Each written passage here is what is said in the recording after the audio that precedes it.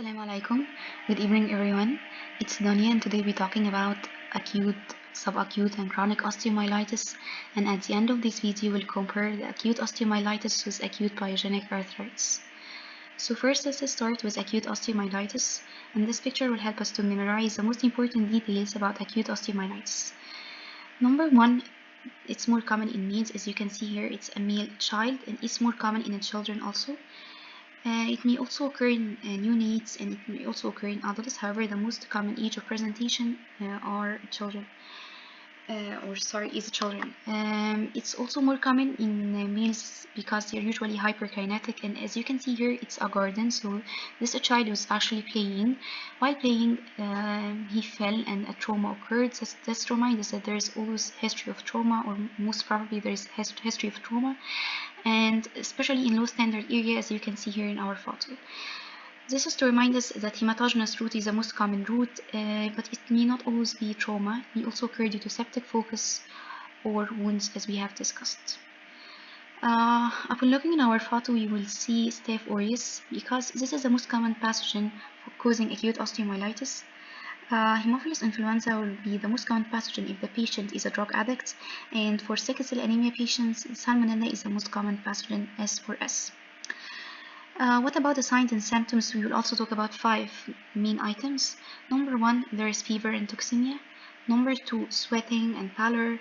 3, there's usually sudden severe pain over the affected joint or bone, over the affected bone, and on clinical examination we'll find localized tenderness over this bone.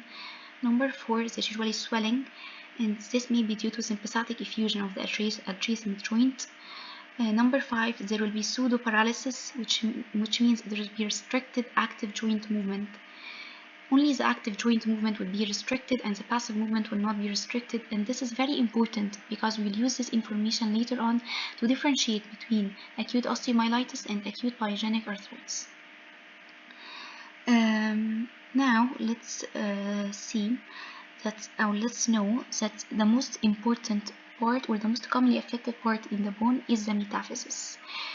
The first letters of metaphysis will remind us why metaphysis is the most common site. Letter M, because muscles and joints attachment occur in the metaphysis, which result in high strain at this site.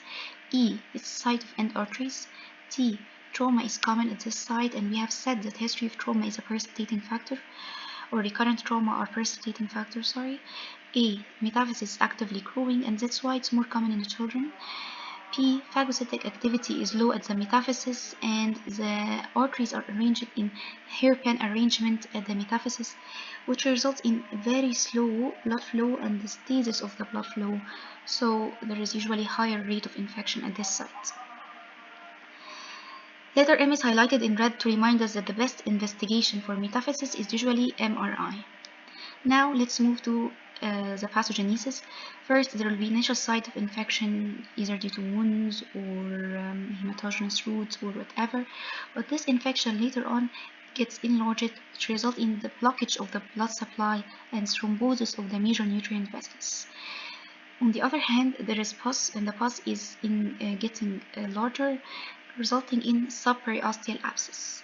Later on, there will be 3 main features. Number 1, some bones don't have enough blood supply, and this bone will later on die, resulting in what's called sequestrum, which is the gray zone here.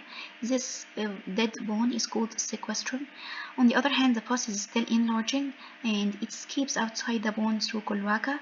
So pus escapes, number 3, via cloaca, number 2, and on the other hand, there is new bone formation occurring, which is called the involucrum, number 3.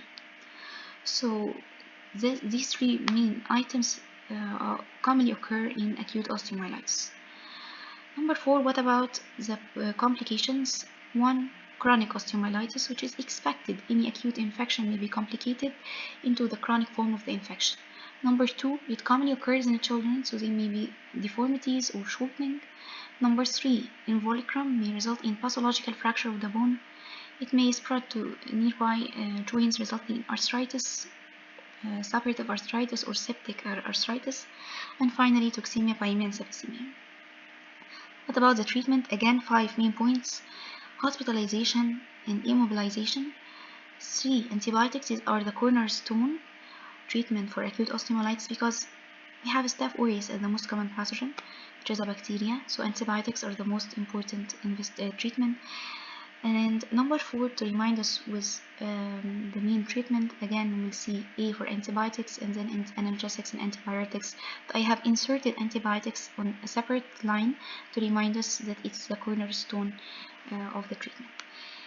If the patient has severe toxemia for more than 48 hours or any other indication for surgical intervention, surgical debridement will be done, and 6 to 8 drills will be done, and then followed by antibiotics. Now let's compare acute, subacute, and chronic osteomyelitis. We know that Staph aureus is the best or the most common pathogen for acute osteomyelitis. However, for subacute, there are usually low virulent organisms. Staph aureus if the patient has high resistance, and Staph albus if the patient has low resistance. For the chronic osteomyelitis, if it started as a chronic from the start, then TB or spirochetes are the most common pathogens. If the patient has any implant, then Staph epidermidis may be suspected. Children are the most common age group for acute osteomyelitis. However, in subacute osteomyelitis, adolescents are the most commonly infected group. Hematogenous route is the most common route in acute. However, for chronic osteomyelitis, complicated acute osteomyelitis is the most common cause. It could be also due to open fractures, operations, or hematogenous route. We have all discussed that acute osteomyelitis commonly occurs in the metaphysis, in the area around the knee, which is upper end of tibia or the lower end of femur. It also may occur in the upper end of femur. In the subacute, it usually occurs in the center of the metaphysis, also around the knee, yet it may also occur around or at the upper end of the humerus. Acute osteomyelitis, in brief, may be presented with double S, severe toxemia, and sudden severe pain, swelling, and pseudoparalysis. However, in chronic osteomyelitis, it's usually double M, mild toxemia with multiple sinuses discharging pus with sequestra, and these sinuses will usually be lined with red granulation tissue. In subacute osteomyelitis, however, the pain feature is very important. It's usually intermittent pain. We have said that acute osteomyelitis, the best investigation is MRI, and we will do antibiotics treatment followed by surgery if there is no improvement. Yet in subacute and chronic osteomyelitis, the best investigation is X-ray. In subacute osteomyelitis, antibiotics or surgery will be done based on the clinical assessment of the physician. However, in chronic osteomyelitis, surgery is the best line of treatment.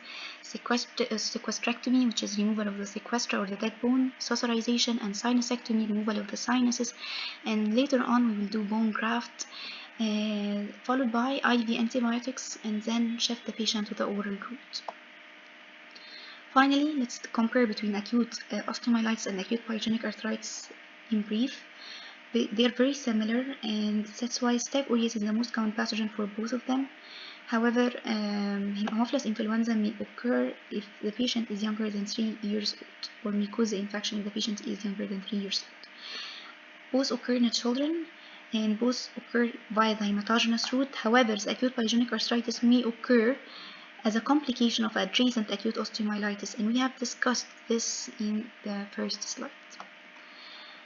Again, acute osteomyelitis commonly occurs in the metaphysis, but acute pyogenic arthritis occurs in the joints. Arthritis means joint inflammation, so it usually occurs in the joints. If it's a child, then hip joint is the most commonly affected, and if it's an adult, then the knees joint are the most commonly affected. Here we have double S in acute osteomyelitis, and we have the same double S in acute pyogenic arthritis. However, the main important clinical differentiation between both of them, as we have said in the first slide, is on clinical examination.